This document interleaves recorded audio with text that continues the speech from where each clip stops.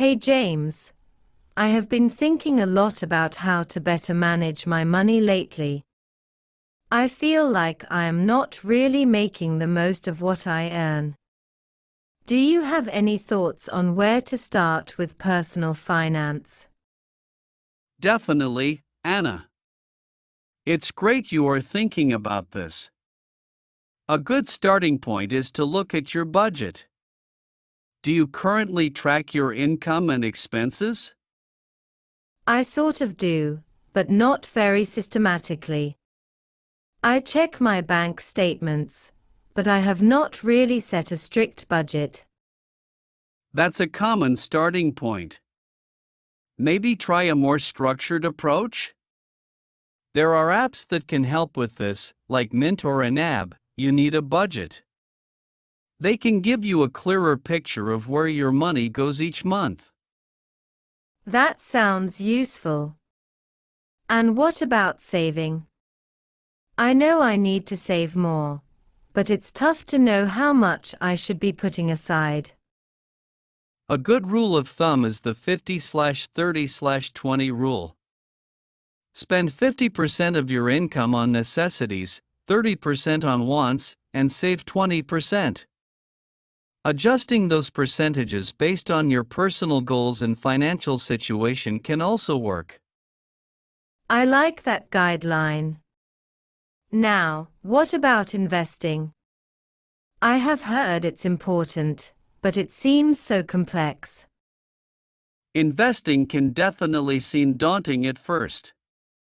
The key is starting simple. Many people begin with a retirement account like a 401k if their employer offers one, especially if there's a match program. I have a 401k, but I'm not maxing it out. Should I be? It's a great idea to contribute enough to get any employer match. That's essentially free money. Beyond that, maxing out your 401k is a solid goal, but it also depends on your other financial commitments and goals. Got it. And what about other types of investments? I hear a lot about the stock market and real estate. Diversification is key in investing. Stocks are a common choice. If you are new, you might start with mutual funds or ETFs, which bundle many stocks together. That way, you are not putting all your eggs in one basket. As for real estate, it's another good option, though typically more capital intensive and less liquid than stocks. Exactly, they are managed by professionals and they track a specific index or sector of the market. You just buy shares of the ETF, and you own a slice of all its investments. It's an easy way to get broad exposure without having to pick individual stocks.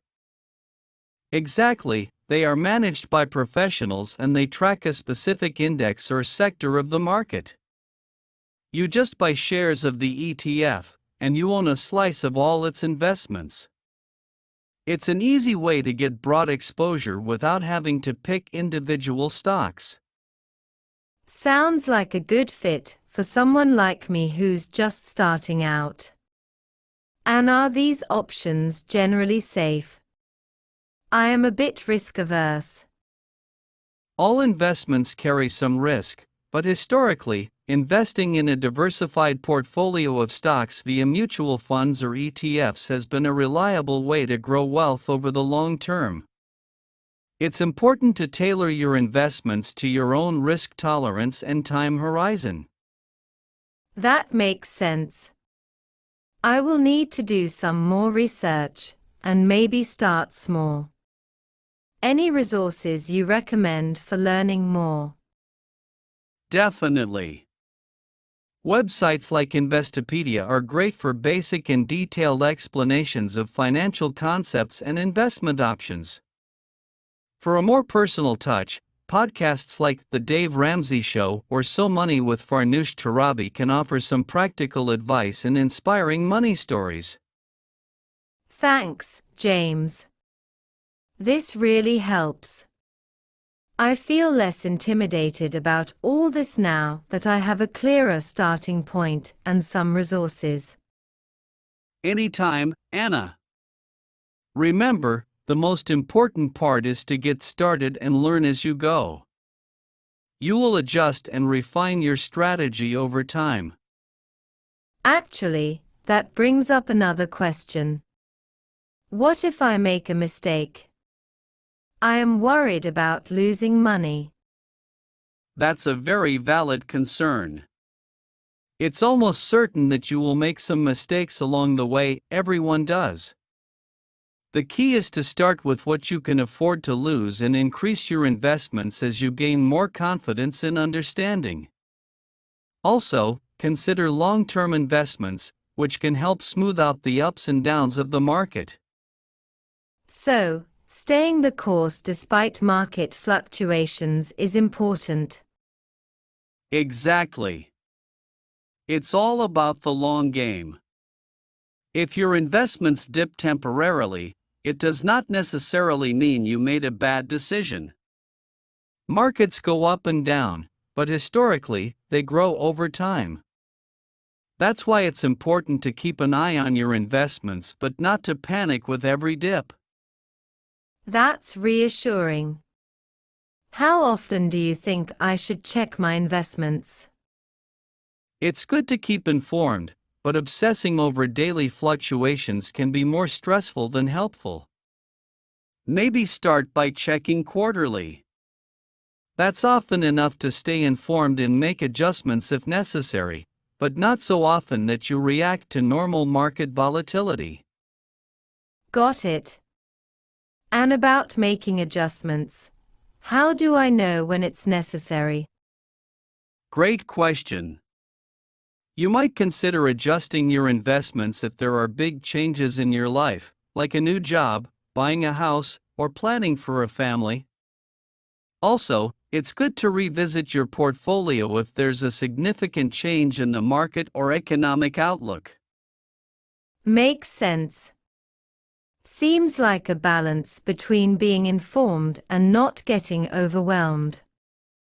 Precisely. It's all about setting a plan that aligns with your goals and comfort level, then adjusting as needed without making hasty decisions. This all seems much more manageable now. Thanks for breaking it down for me, James. Of course. I'm glad to help. And remember, there are professionals like financial advisors who can offer personalized advice as you grow your investments and as your financial situation becomes more complex. I might look into that once I have a better handle on things. For now, I think I will start with setting a clearer budget and exploring some simple investment options. Sounds like a solid plan. Let me know how it goes, or if you have more questions down the line. Actually, there's one more thing. With all these investments, how do I handle taxes? I am not really familiar with how that works. That's an important aspect to consider. Different types of investments are taxed differently. For example, dividends from stocks and capital gains from selling investments at a profit have their own tax implications. That sounds complicated. How do people usually manage that? Many people use tax software when they file their taxes, which can help guide you through reporting your investment income. If you have more complex situations, like frequent trades or multiple types of investments, it might be worth consulting with a tax professional. I guess that's part of learning to manage investments properly, huh? Exactly. It's part of the whole financial picture. Also, there are tax-advantaged accounts like Roth IRAs and traditional IRAs that can help you manage the tax impact of your investments better. Can you explain a bit more about those? Sure. With a Roth IRA, you contribute money that's already been taxed, but your money grows tax-free, and you don't pay taxes on withdrawals in retirement. With a traditional IRA, you get a tax deduction on your contributions now, but you will pay taxes when you withdraw the money in retirement. I see. So the choice depends on when you want to handle the taxes. Right, it's about whether you think your tax rate will be higher now or in retirement. It's one of the many strategic decisions involved in planning your investments. It seems like there's a lot to consider, but also a lot of opportunities to optimize things. Absolutely, and as you get more comfortable, you will start to see how these decisions can be tailored to your personal financial goals and situation. Thanks for all the info, James. I think I have a good starting point now. Plus, it feels like there's a lot of room to grow and learn. That's the spirit. Just dive in, get your feet wet with the basics, and build from there. I'm always here if you need to bounce ideas around or ask questions. I really appreciate it, James. Let's definitely keep this conversation going as I start getting into it. Looking forward to it, Anna. You are taking a big step toward securing your financial future, and that's something to be excited about. I am excited, and a bit nervous. But mostly excited. That's the perfect place to be. Use that excitement to fuel your journey. Happy investing, Anna. Thanks, James. Talk soon.